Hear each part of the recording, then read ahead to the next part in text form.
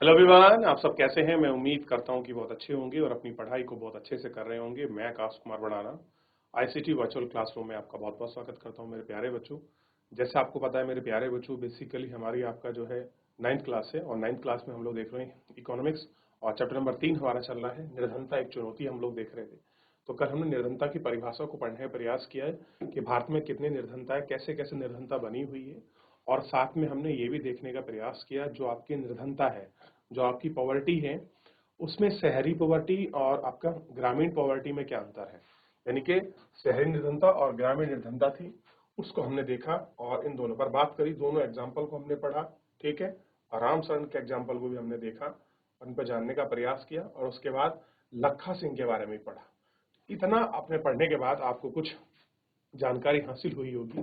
कोई डाउट, कोई क्वेरी है, आप मुझसे पूछिए, फिर हम आगे बढ़ेंगे। एक बार देख लीजिए।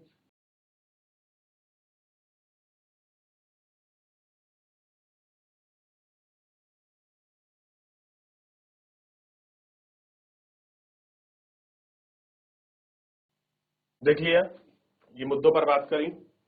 चलिए आगे बढ़ जाते हैं। ऊपर दोनों विशिष्ट निर्धनता के आयामों को दर्शाते हैं। वे दर्शाते हैं कि निर्धनता अर्थ भूखमरी और आशय का ना होना है, बल्कि एक ऐसी स्थिति भी है जब माता पिता अपने बच्चों को विद्यालय नहीं भेज पाते हैं, कोई बीमार आदमी इलाज नहीं करा पाता।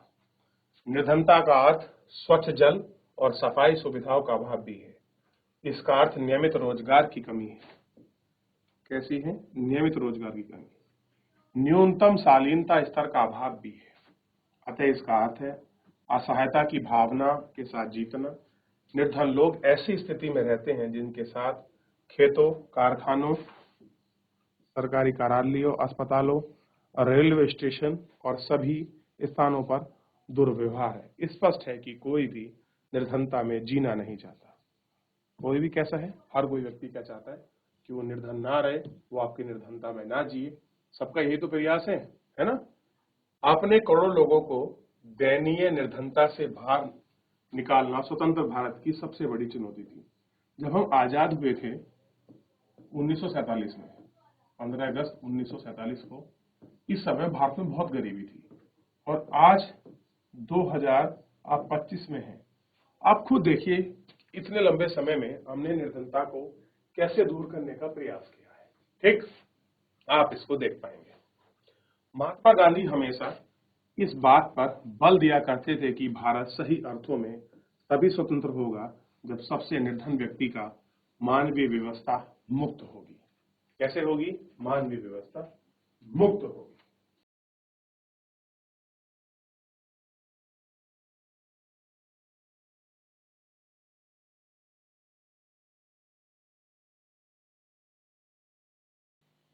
हो गया? आगे देखिए। अब निर्धनता है तो दिक्कत ये क्या है? अब कह दिया हमने केवल यही निर्धनता है? नहीं, सामाजिक वैज्ञानिक की दृष्टि में निर्धनता, सोशल साइंटिफिक के तरह अगर हम लोग देखें और वो बताएं कि निर्धनता क्या है, तो उसका थोड़ा सा आकलन हम लोग करते हैं कि वो कैसे निर्धनता मानते हैं और ये निर्धनता है तो है कैसी, ये भी हमको देखना होगा। ठीक, सामाजिक वैज्ञानिक रोग में दृष्टिकोण में, क्योंकि निर्धनता के अनेक पहलू हैं, सामाजिक विज्ञान से उसे अनेक सूचकों के माध्यम से देखा जाता है। बहुत सारे इंडिकेटर हैं जिनके माध्यम देखते हैं। समानता प्रयोग में सूचक वे हैं जो आय और उपभोग के स्तर से संबंधित हैं, लेकिन निर्धनता निरक्षर स्तर, कुपोषण के कारण, रोग प्रतिरोधी क्षमता की कमी, स्वास्थ्य सेवाओं की कमी, रोजगार के अवसरों में कमी, सुरक्षा, पेयजल, स्वच्छता की पहुंच में कमी, अन्य सामाजिक सूचकों के माध्यम से भी देखा जाता है। सामाजिक अपजन और असुरक्षा पर आधारित निर्धनता का विश्लेषण अब बहुत सामान्य है और इसे बॉक्स में देखें। कैसे हैं? इसे बॉक्स में देखें।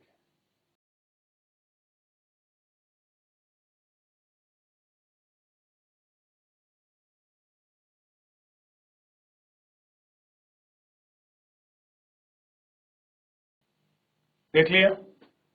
आगे बढ़े। अब सामाजिक अपजन देखते हैं। कह रहे हैं इस अवधारणा के अनुसार निर्धनता इस संदर्भ में देखा जाना चाहिए कि निर्धनों को बेहतर माहौल और अच्छे वातावरण में रहने वाले संपन्न लोगों की सामाजिक समानता से अपवजन रहकर केवल निकृष्ट वातावरण एक दूसरे निर्धनों के साथ रहना पड़ता है। कैसे है? एक दूसरों के साथ आपका रहना पड़ता है। सामान्य अर्थों में सामाजिक अपवजन निर्धनता का एक कारण है। कैसा है? एक आपका निर्धनता का एक कारण है। परिमाण दोनों हो सकते हैं। मोटे तौर पर यह एक प्रक्रिया है जिसके माध्यम से व्यक्ति तथा उन समूह में सुविधाओं में, लाभों में, अवसरों में अपवजन रहते हैं जिनका उपयोग दूसरे और अधिक अच्छे करते हैं। इसका विशिष्ट उदाहरण भारत में जातीय व्यवस्था की कार्यशैली। कैसी है? जातीय व्यवस्था की कार्यशैली, जिसमें कुछ जाति के लोगों को समान अवसर से अपवंचित रखा गया है। इस प्रकार सामाजिक अपवजन लोगों की आय से बहुत कम नहीं है, बल्कि यह दूसरे में कहा गया अधिक क्षति पहुंचाता है। कैसा है? दूसरे में अधिक क्षति पहुंचाता है। ठीक?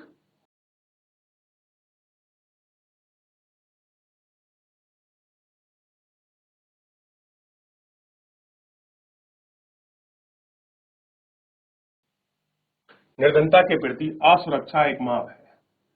कुछ विशेष समुदाय जैसे किसी पिछड़े जाति के समुदाय, व्यक्ति या शरीर के रूप में भावी वर्षों में निर्धनता में हुए निर्धन बने अधिक संभव जताते हैं। असुरक्षा का निर्धारण परिसंपत्ति, शिक्षा, स्वास्थ्य और रोजगार के अवसर के रूप में जीविका खोजने के लिए समुदाय के पास उपलब्ध विकल्पों से होता है। इसके अलावा विशेष प्रकार प्राकृतिक आपदा, भूकंप, सुनामी, आतंकवाद आदि के मामले में इन समूह के समक्ष बड़े जोखिमों के आधार पर किया जाता है। विश्लेषण इन जोखिम से निपटाने की उनकी सामाजिक और आर्थिक क्षमता के आधार पर किया गया है। वास्तव में जब भी किसी लोगों के लिए बुरा समय आता है, चाहे वे बाढ़ हो या भूकंप या फिर नौकरियों की उपलब्धता कमी, दूसरे लोगों की तुलना में अधिक प्रभावित होने की बड़ी संभावना का निरूपण होता है। यही कारण है कि बड़ी संभावना होती है और उसका निरूपण हमको देखा जाता है। क्लियर है? देखिए, तो असुरक्षा क्या है? निर्धनता के प्रति सुरक्षा की एक माप है जिसको हम देखते हैं। कैसी है? सुरक्षा के प्रति एक माप है। बात करें निर्धनता रेखा की। निर्धनता पर चर्चा के केंद्र में सामान्यतः निर्धनता रेखा की अवधारणा होती है। निर्धनता के आकलन में एक सर्वमान्य विधि आय और उपभोक्ता के स्तर पर आधारित है। कैसा है? विधि आय है और उपभोक्ता के स्तर पर आधारित है।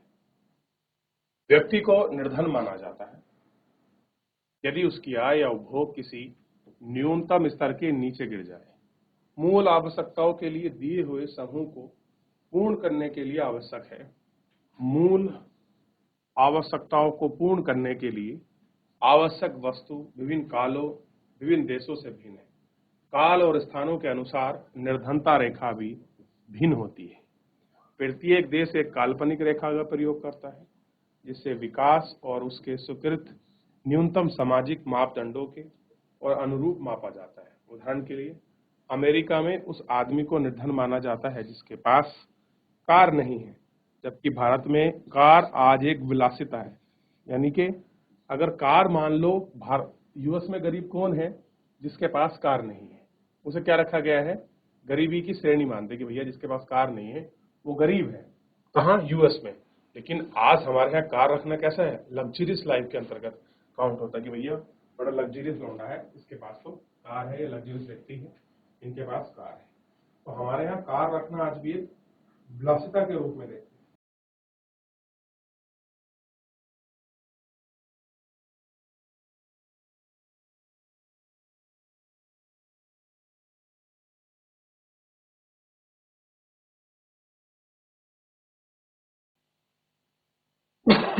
भारत में निर्धनता रेखा का निर्धारण करते समय जीवन निर्वाह के लिए खाद्य आवश्यकता, कपड़े, जूते, ईंधन और प्रकाश, शैक्षणिक, चिकित्सा संबंधी आवश्यकताएं पर विचार किया है। इन भौतिक मात्राओं के रुपए में भी उनकी कीमतों में गुणा कर दिया गया है। निर्धनता रेखा का आकलन करते समय खाद्य की आवश्यकता के लिए वर्तमान सूत्र वांछित है। इसमें क्या है, कोई हमने ऐसा खाद्य आवश्यकता को वर्तमान सूत्र नहीं बनाया, बल्कि क्या है, कैलोरी पर आधारित है। हमने कैसा रखा है, कैलोरी बेस्ड चीजों को रखा है। खाद्य वस्तुएं जैसे अनाज, दालें, सब्जी, दूध, दही, फल मिलाकर इस आवश्यक कैलोरी की पूर्ति करते हैं और आयु लिंग कम करने की जो आपकी प्रवृत्ति है उसको हम लोग देखते हैं। ठीक, के आधार पर कैलोरी आवश्यकता बदलती रहती है। ठीक, किसके आधार पर, जो काम करने की प्रवृत्ति है, लिंग के आधार पर भी और काम करने के। मान लीजिए कोई आयु वर्ग का बच्चा है 15 साल का, उसकी डाइट अलग है। एक 25 साल के लड़के की डाइट अलग होगी, एक 60 साल के व्यक्ति की डाइट अलग होगी। ठीक, कैलोरी के आधार पर आवश्यकता रहती है। भारत में स्वीकृत कैलोरी आवश्यकता ग्रामीण क्षेत्रों में 2400 यानी कि 2400 कैलोरी प्रतिदिन, वहीं नगर में 2100 कैलोरी प्रतिदिन का निर्धारित किया गया था। कि भैया आप किसको गरीब मानेंगे या कितनी जरूरत है। अगर आप ग्रामीण क्षेत्र में 2400 कैलोरी पर डे लेते हैं और 2100 कैलोरी पर डे आप कहाँ लेते हैं, सिटी में लेते हैं, तो आप क्या हैं, आप गरीब नहीं है, यानी कि आपको खाद्य की चीजें मिल रही है। ऐसा हमने इसमें कैटेगरी रखा। ये कैलोरी बेस्ड इंफॉर्मेशन थी और ये प्रतिदिन के रूप में इसको निर्धारित किया। ये कैलोरी मिति का सिद्धांत है। तो अगर पूछ ले भारत में कैलोरी किसके लिए रखी गई थी, तो आपका खाद्य आवश्यकताओं की चीजों को देखते हैं। ठीक, कितना ग्रामीण क्षेत्र में, कितना शहरी क्षेत्र में।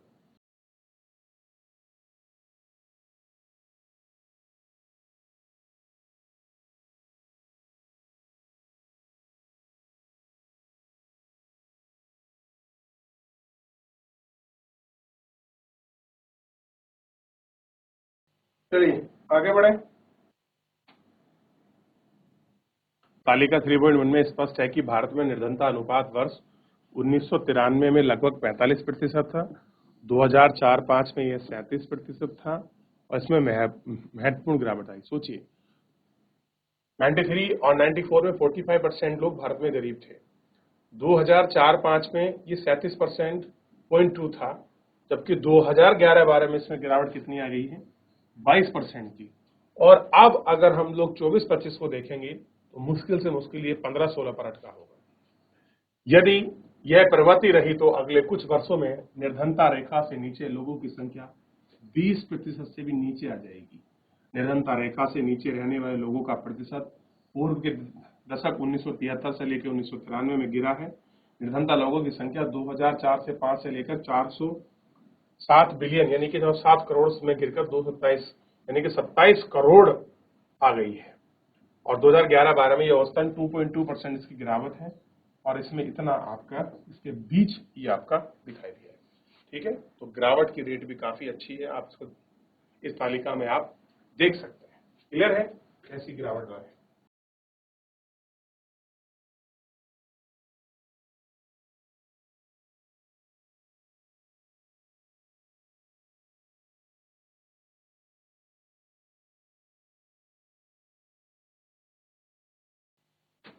उन्नीस सौ 93-94, 2004-05, 2009-10, 2011-12। ग्रामीण में 50, 52, 34, 26, 32, 26, 21 और 14 ये अनुपात था और टोटल योग ये रहा। और ग्रामीण क्षेत्रों में जो इस संख्या में है ये प्रतिशत में नंबर है, दोनों आपको दिखाई देंगे।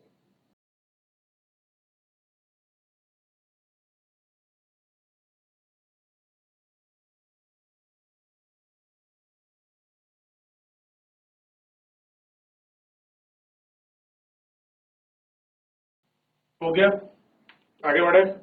तो अब क्या है, तालिका 3.1 की आवश्यकता कीजिए और प्रश्नों पर उत्तर दीजिए। 1993-94 और 2004-05 के मध्य निर्धनता में गिरावट आने के बावजूद निर्धनताओं की संख्या में 207 करोड़ में लगभग क्यों बनी।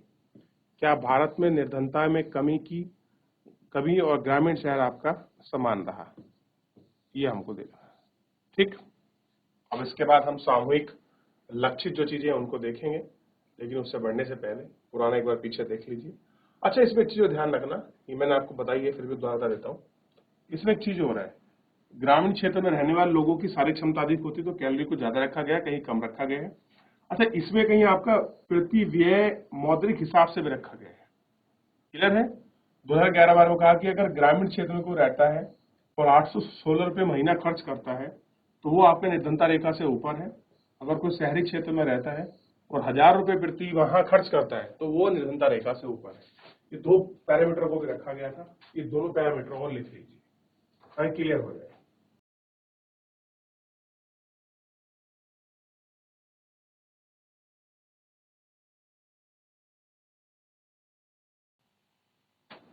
चलिए, तो फिलहाल आज के लिए हम लोग इतना ही कंटिन्यू करेंगे। क्लियर है? कुछ डाटा को हमने देखा, कुछ संख्या को हमने देखा, कुछ परसेंटेज को हमने बात करी और गरीबी को एक जानने का प्रयास किया। क्लियर है? यहाँ तक आप देख चुके हैं। यहाँ तक कोई डाउट, किसी कोई क्वेरी? तो मेरे प्यारे बच्चों, फिलहाल आप लोग एक बार घर जाकर रिविजन करिए, पढ़िए। कोई डाउट रहता है नेक्स्ट लेक्चर में लेंगे। फिलहाल आज के लिए इतना ही। धन्यवाद।